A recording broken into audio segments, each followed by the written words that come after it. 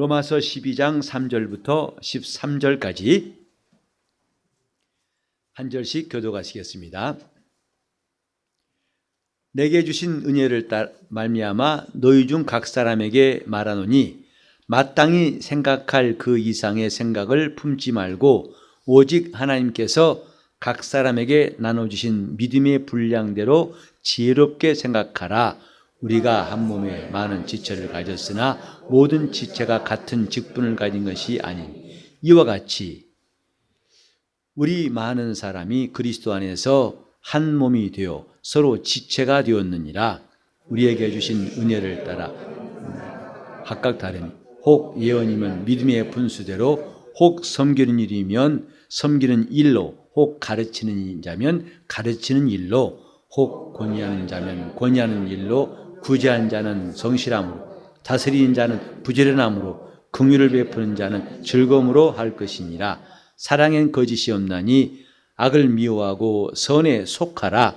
정죄를 사랑하라. 서로 우애하고 존경하기를 서로 먼저 부지런하여 게으르지 말고 열심을 품고 주를 섬기라.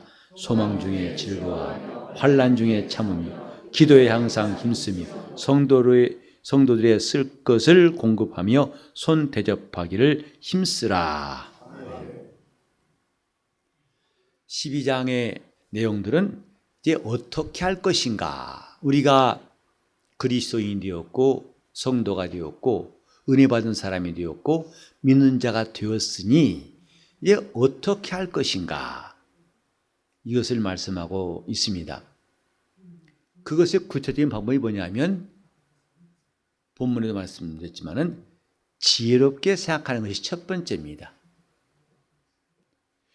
우리가 하나님 앞에서 믿음을 지키는 것, 그것은 내가 믿습니다 하고 지식을 확실히 하는 것도 필요하지만은 우리 하나님이 주시는 이 모든 은사를 따라서 직분을 따라서 일하는 것도 중요한 부분입니다. 이제 앞으로 저는 좀 그런 기회가 속히 오기 바랍니다만은 우리 교회에 대해서 교회가 무엇인가, 성경이 말씀하신 교회가 무엇인가를 아주 중요한 내용이라 생각해가지고 이제 곧 시작하려고 합니다. 많은 사람들이 교회라는 인식을, 교회가 무엇인가에 대해서 잘못 이해한다든지 아예 이해가 없는 경우가 있습니다. 근데 중요한 것은 씨를 땅에 뿌려서 땅에 속에 땅이 있어야만 씨가 자라는 것처럼 신앙생활은 교회라는 틀을 초월할 수가 없습니다. 교회 생활이라는 것을 떠나서는 자기 영혼이 성장할 수 있다고 상상할 수가 없습니다. 물론 우리는 지금 인터넷 문화가 익숙해 있고 이제는 어느 교회 어느 목사 설교를 듣는 것이 어렵지 않습니다. 직접 가지 않아도 얼마든지 끌어다가 내 앞에서 화면을 통해 들을 수 있습니다. 하다 보니까 마치 말씀을 들으면 신앙생활인 것처럼 또 예배에 참석하면 그게 신앙생활의 전부인 것처럼 오해하기 쉽습니다. 요즘에는 카페교회라는 게 생겼다고 그래요. 여러분 들어보셨나요? 교회가 특별한 장소가 없어요. 다만 어느 카페에서 시간 되면 모이고 끝나면 또 카페예요. 그 모양대로 만다면 우리 교회도 카페교회 같이 시작했어요.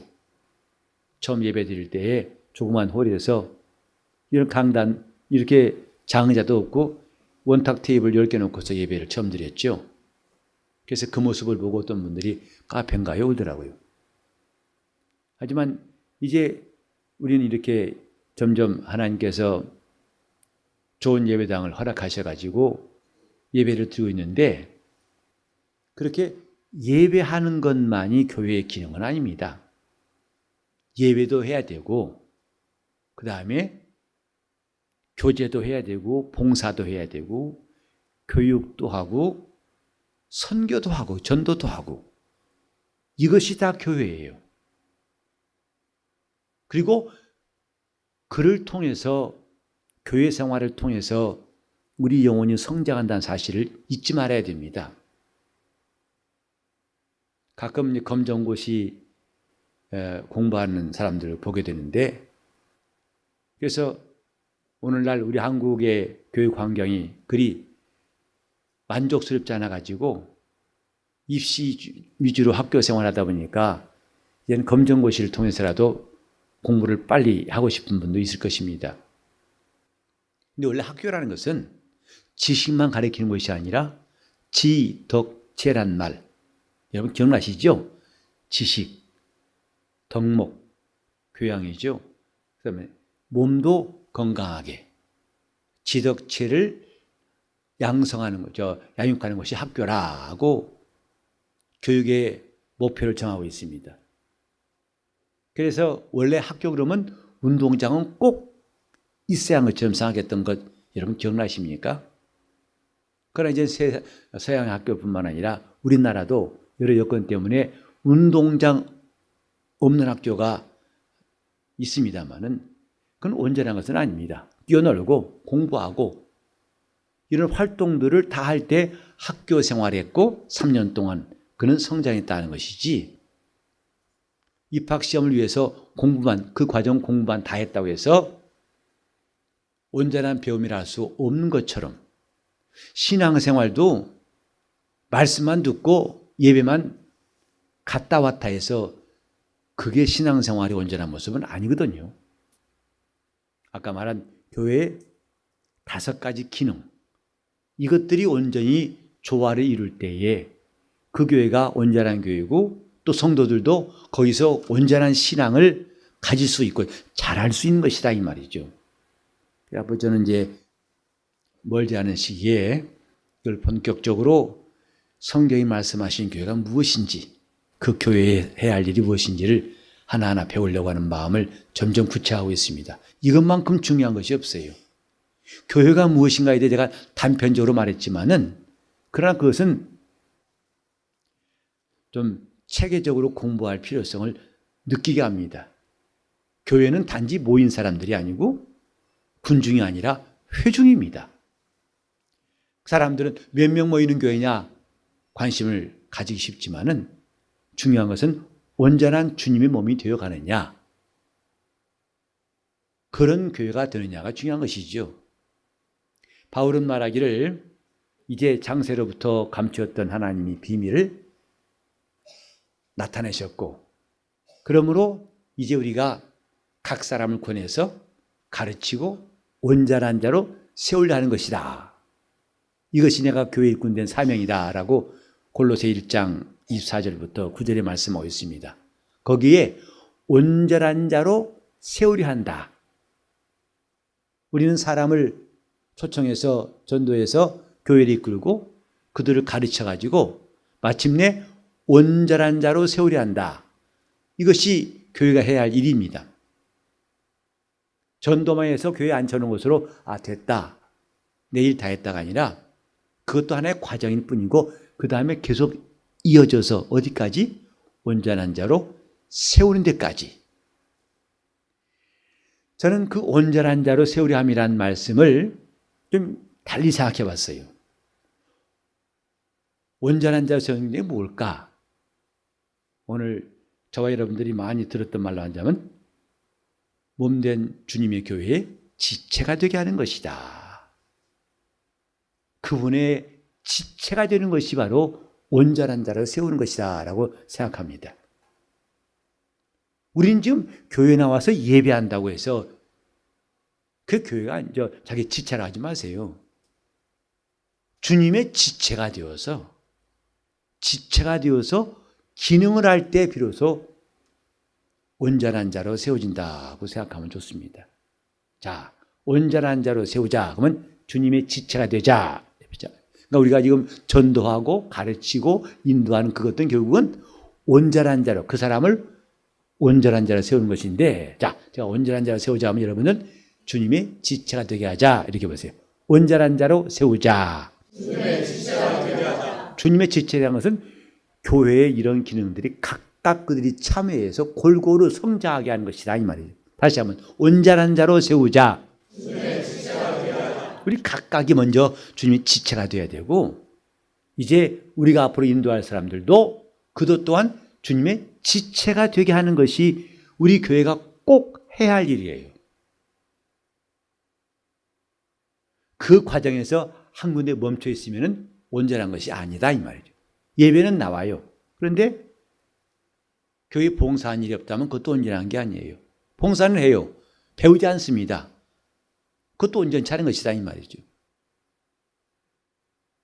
우리는 지금 사도 바울이 1장부터 11장까지 그 오랜 기간 동안 그가 많은 기독교의 진리를 말했습니다마는 이렇게 배웠으면 알았으면 남은 게 뭐냐? 온전한 사람이 되어야 한다. 그건 완전하라는 게 아닙니다. 모든 일에 완전하라는 게 아니라 온전한 자로 세움받아야 한다. 그 말씀과 함께 오늘 생각해 보면 참 좋겠습니다. 다시 한번 온전한 자로 세우자. 주님의 지체가 되는 것이다 이 말이죠. 출석교인 되는 게 아니라 주님의 지체. 이제 그를 위해서 바울이 지금 권하는 게 뭐냐면 내게 주신 은혜를 따라 말미암아 너희 중에 각 사람에게 말하노니 마땅히 생각할 그 이상의 생각을 품지 말고 오직 하나님께서 각 사람에게 나눠주신 믿음의 분량대로 지혜롭게 생각하라. 이 온전한 지체로서 우리가 해야 할 일이라 할 수 있습니다. 먼저 마땅히 생각할 그 이상의 생각을 품지 말고, 이렇게 품지 말라고 한 것은 그 생각 이상으로 생각한 일이 있다는 말입니까? 없다는 말입니까? 있기 때문에 그렇게 하지 말고 그런 것일 거예요. 지금 교회에서 필요한 게 뭐냐면 자기가 마땅히 생각을 품어야 할 생각, 그 이상을 품는 일이 생겨서 다툼이 생기는 거예요.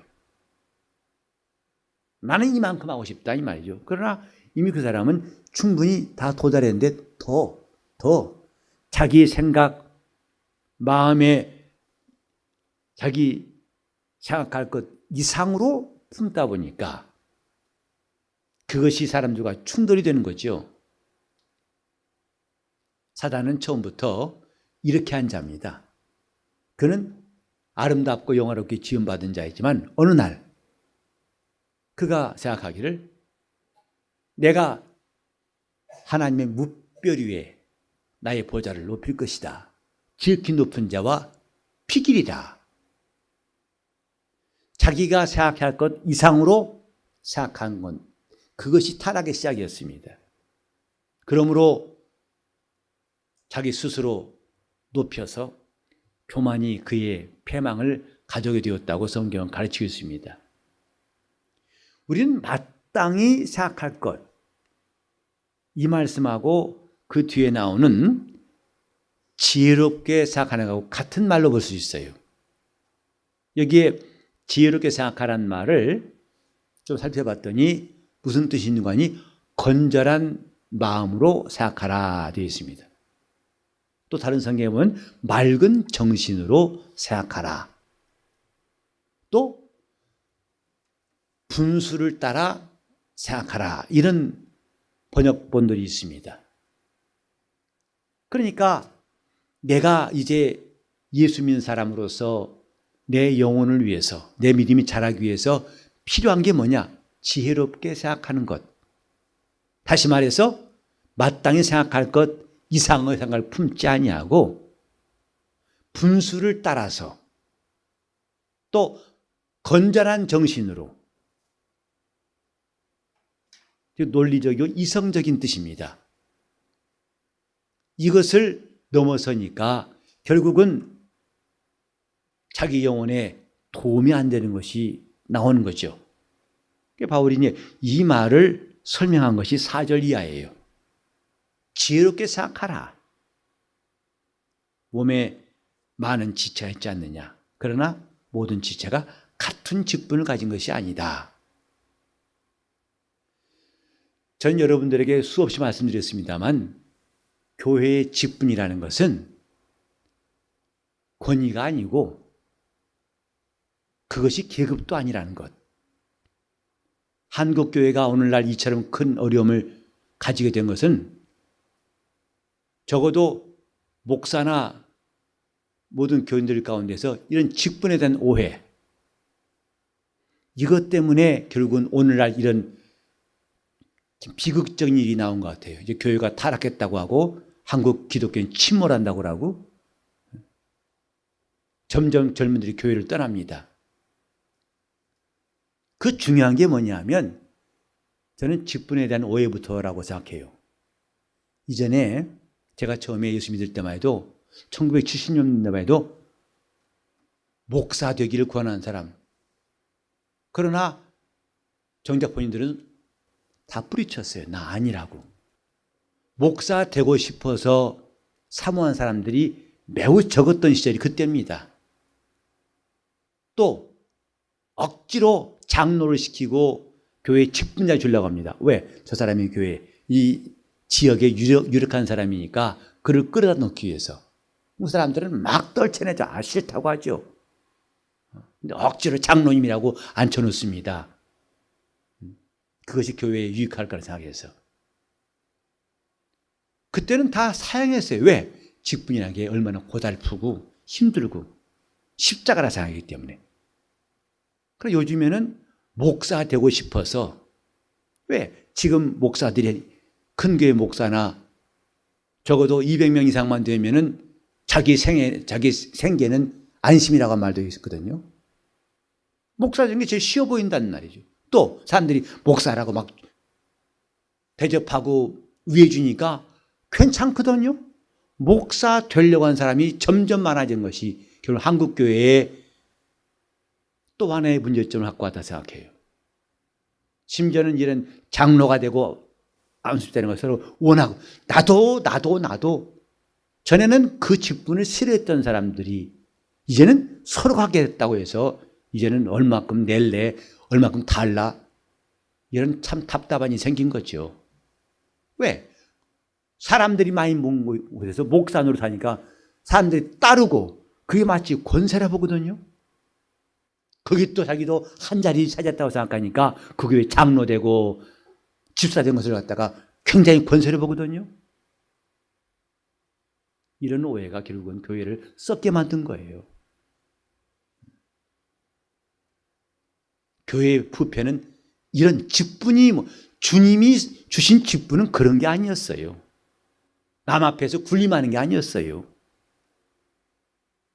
그러나 안수받는 게 무슨 권위처럼 생각해가지고 안수 안 받는 사람과 차별하려고 그래요. 저는 안수를 권위라고 생각하지 않습니다. 안수는 일꾼을 세우는 거예요. 교회에서 일할 자라.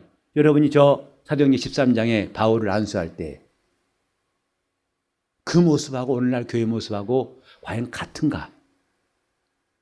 그때 바울을 보고 당신은 대단, 안수받은 자의 권위를, 그런 권위 안 가져도 바울은 하나님 쓰신 권위가 위했습니다. 근데 지금은 직분이 권위처럼 여긴 사람이 적질 않아요. 이거는 직분은 뭐냐면 지체예요. 한 몸에 여러 지체가 있는 것처럼 하나님께서 은혜를 따라서 각각의 직분을 주셨다고 그랬어요. 그래서 저는 직분에 대해서 분명히 말하고 싶어요. 앞으로 우리 교회는 이런 문제에는 혼란이 없으면 좋겠어요. 직분은 역할입니다. 주님이 우리 교회에 각각 지체로 주신 역할이 그 이상도 아니고 그 이하도 아닙니다. 어찌해서 직분을 권위로 생각하는가?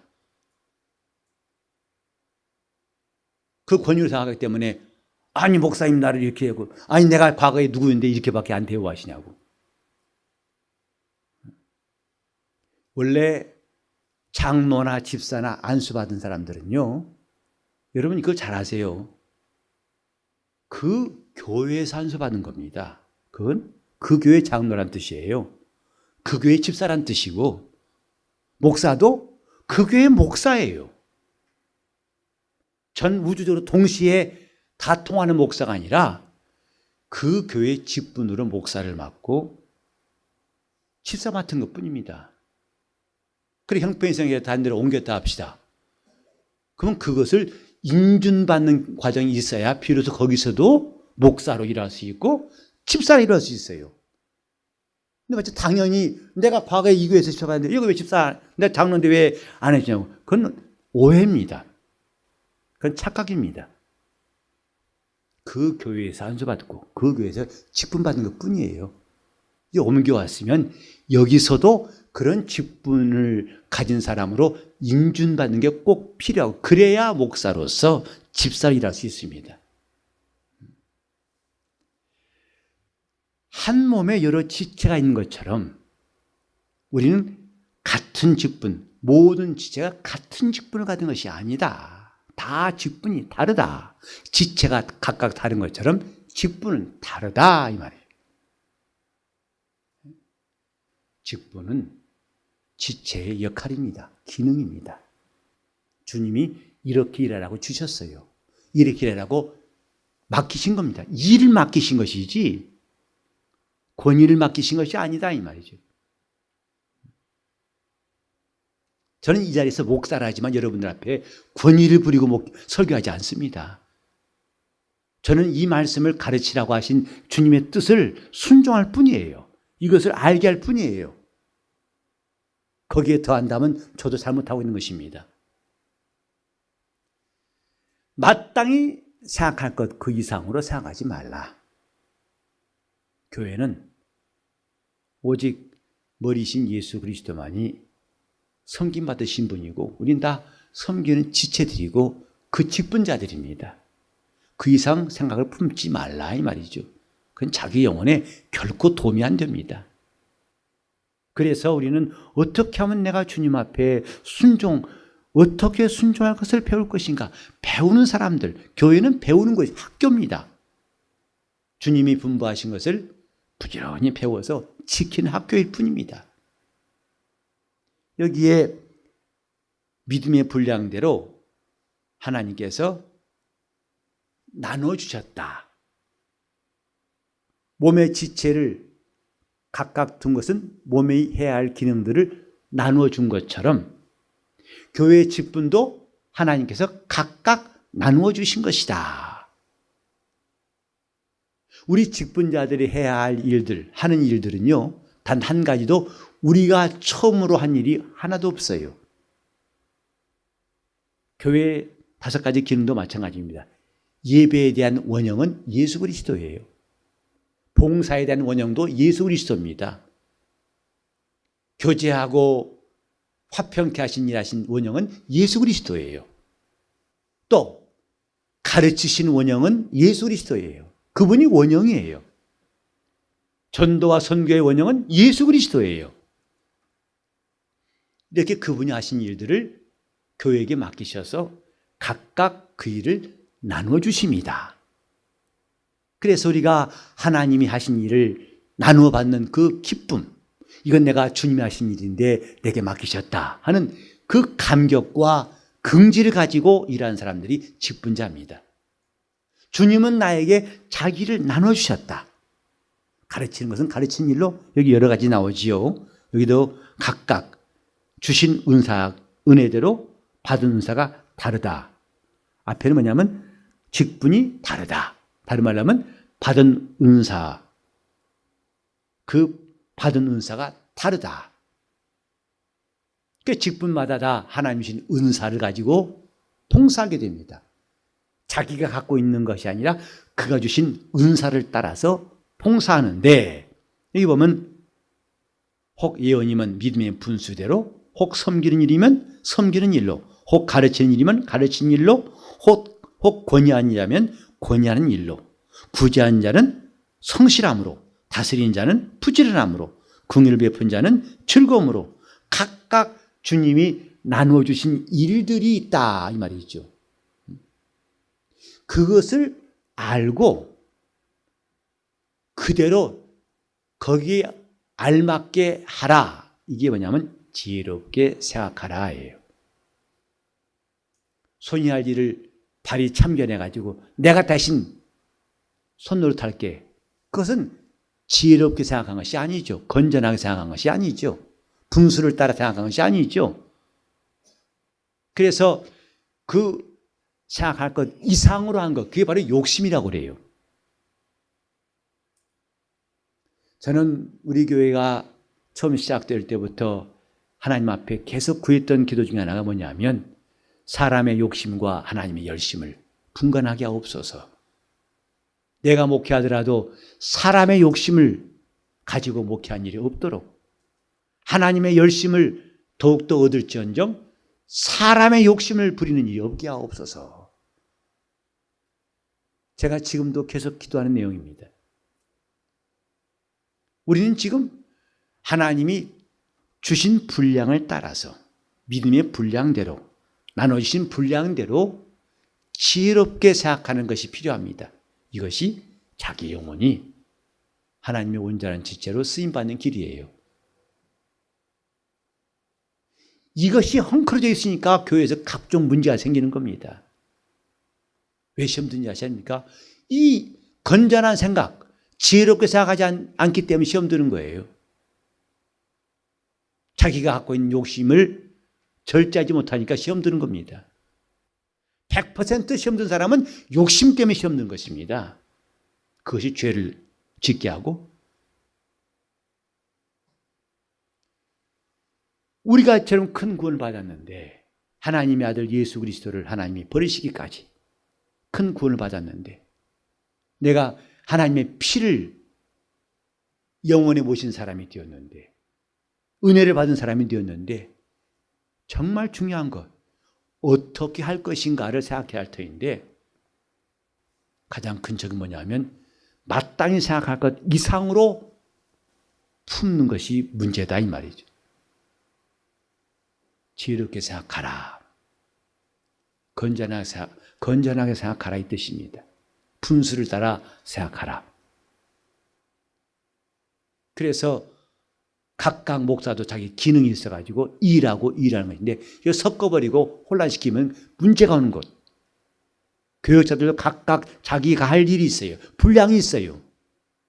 그것을 초월해버리면 그때부터 문제가 오는 것이다 이 말이죠.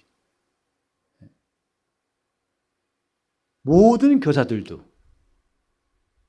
자기가 지금 해야 할 분량이 있을 터인데 그 이상으로 주장하다가 다른 사람과 반드시 충돌하게 되죠. 그럼 그게 문제의 시작입니다. 오늘 우리는 하나님께서 내게 지혜와 계시의 정신 주시기를 기도해야 됩니다.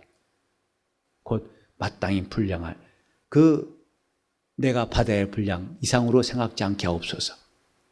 자기 영혼을 위해서.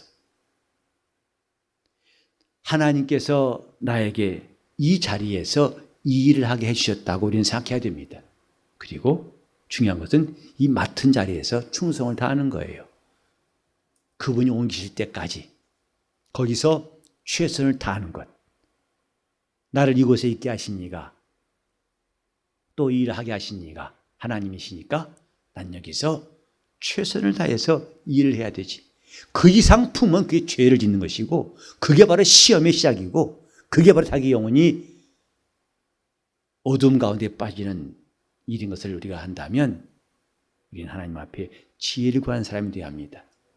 마땅히 생각하기 이상으로 생각지 않게 없어서 그 욕심을 부리다가 결국은 자신도 다치고 다른 사람도 다치게 해서 결국은 주님의 교회에 큰 손실이 온다는 것도 우리는 잘 알고 자기를 지킬 수 있도록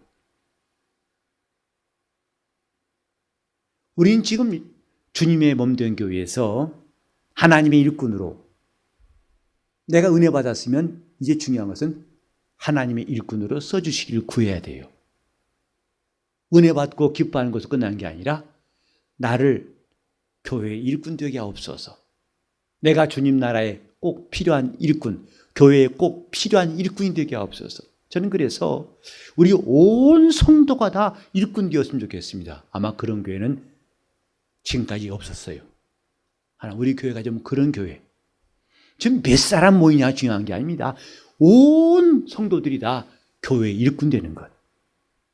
그건 이상적인 주님의 교회입니다. 모두가 다 그분의 지체가 되어서 그분이 주신 일을 각각 담당하고 맡은 바 일을 감당하고 그 주님의 몸이 건강하게 나아갈 수 있게 되는 것. 이게 정말 최고의 교회입니다. 대형 교회가 중요한 것이 아니고 근다고 또 사람만 더 중요한 거 아니야. 작은 교회. 저는 작은 교회라고 해서 이상적인 교회라고 보지 않습니다. 작든 크든 간에 온전한 지체가 되는 곳. 다른 말로 하면 온 성도가 교회 일꾼 되는 것. 그저 왔다가 예배만 드리고 가는 사람이 아니라 모두가 다 이 모양 저 모양으로 하나님 나라의 일꾼으로 각각 주님이 그 일을 나눠주신 교회. 그 교회가 아름다운 교회고 그 교회가 주님이 내 교회라고 말씀하시는 이상적인 교회입니다. 은혜 받았으면 이제 그분이 나에게 일꾼 삼으시기를 구합시다. 우리 온 교회가 다 내가 주의 일꾼이 되게 하소서. 내가 주의 일꾼 되게 하소서. 주님 몸된 교회에서 주님을 섬길 때 꼭 필요한 일꾼 되게 하소서.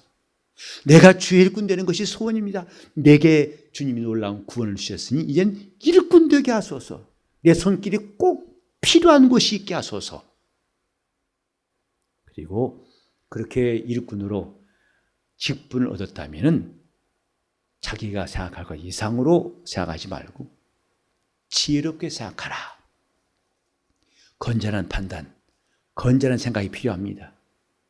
하나님의 교회에서 주님이 건강한 몸으로 교회가 나갈 수 있게 해서는 우리 각각이 건전한 생각이 필요합니다. 건전한 판단이 필요합니다. 다름 아닌 내가 주님의 교회에 어떤 지체인가를 알고 그 기능을 충분히 행하는 것이다 이 말이죠. 거기에 우리는 소리도 적당한 소리, 너무 크지도 않고 작지도 않고 우리 열심도 모자라지도 않고 넘치지도 않고 그래서 건전한 판단으로 믿음의 분량대로 분수에 따라서 맑은 정신으로 주님 앞에서 쓰임받는 일꾼 되시기를 바랍니다. 이것이 주님의 교회예요. 꼭 필요한 일꾼 될 수 있도록. 그리고 거기서 건전한 정신으로 주 앞에 쓰임받기를 바랍니다. 기도하실 때 내가 이처럼 큰 구원을 받았으니 이제는 하나님 나라의 일꾼이 모두가 다 될 수 있도록 그리고 지혜롭게 생각하여 건강한 교회에 지체될 수 있도록 통성으로 기도하시겠습니다. 하나님 아버지, 우리가 주님 나라를 위해서 거룩한 일꾼으로 쓰임받게 도와주옵소서. 남도 힘들지 않게 하고 오히려 유익한 사람들로 사용하시고 인도하여 주옵소서. 주님 역사하시고 도와주옵소서. 인도하여 주옵소서. 꼭 붙잡아 주옵소서. 함께하여 주옵소서.